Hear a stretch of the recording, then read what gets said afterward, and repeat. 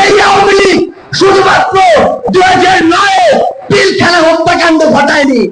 এই আওয়ামী লীগ শুধুমাত্র 13 সালে শাপলা চত্বরে হেফাজতের ওই মাহফিলে শত শত ভাই বোনকে হত্যা করেনি। এই আওয়ামী লীগ শুধুমাত্র এই 24শে জুলাই হাজারের রবি আমাদের ভাই বোনকে খুন করেনি, বরং এই আওয়ামী লীগ নির্বিচারে নামে বেনামে অসংখ্য মানুষকে গুম করেছে, খুন করেছে, হত্যা করেছে। আমরা আমাদের জায়গা থেকে স্পষ্ট করে বলি, এই খুনি হাসিনা এবং তার এই প্ল্যাটফর্ম, সন্ত্রাসী প্ল্যাটফর্ম আওয়ামী লীগ এই বাংলাদেশে কোন রাজনৈতিক কার্যক্রম করতে পারে না। এই আওয়ামী লীগ শুধুমাত্র রক্তের উপরে দাঁড়িয়েছিল, ব্যাপারটি এমন নয়।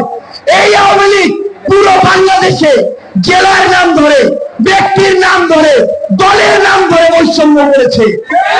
আপনারা যদি দেখেন, আপনার এই বগুড়া জেলা, যেই জেলায় একটি আন্তর্জাতিক ম্যাচ খেলার স্টেডিয়াম ছিল, সেই জেলা সেই স্টেডিয়ামকে বন্ধ করে দেওয়া হয়েছে।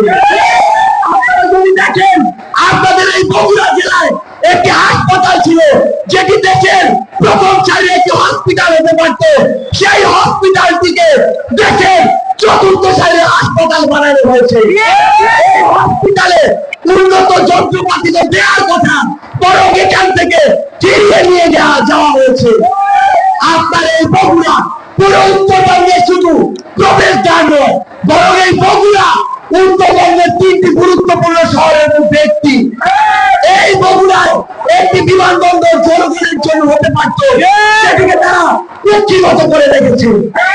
আমরা জাতীয় নাগরিক পার্টি এনসিপির পক্ষ থেকে আপনাদের মাধ্যমে অন্তর্বর্তীকালীন সরকারকে এবং আগামী বাংলাদেশের সরকারকে বগুড়াবাসীর পক্ষ থেকে স্পষ্ট করে বলতে চাই, আমাদের এই বগুড়ায় বিমানবন্দর লাগবে, আমাদের এই বগুড়ায় মেডিকেল বিশ্ববিদ্যালয় লাগবে, আমাদের এই বগুড়ার স্টেডিয়ামে আবার আন্তর্জাতিক খেলা হতে হবে, আমাদের এই বগুড়া দিয়ে ঢাকা থেকে সরাসরি রেল স্টেশন হতে হবে।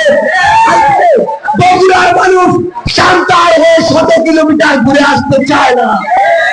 এই বগুড়ার যারা আওয়ামী লীগের দালাল ছিল, খুব ভালো করে জানেন, নাম হচ্ছে মাহমুদুর রহমান মিলন, আওয়ামী লীগের সভাপতির ছেলে।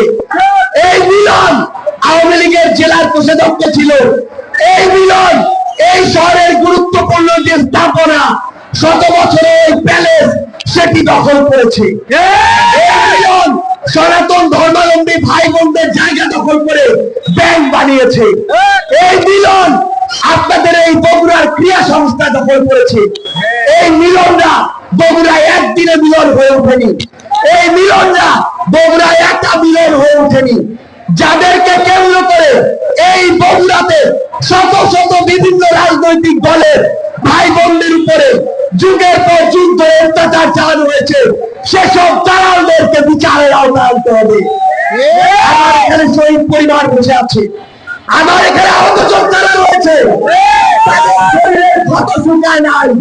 শহীদের ছোট্ট মেয়ে তার বাবার লাশ আমাকে এখনো দেখায়। সেই খুনিদের বিচার হওয়ার পূর্ব পর্যন্ত কিভাবে এই বাংলাদেশে আওয়ামী লীগের নাম নেওয়া হয়।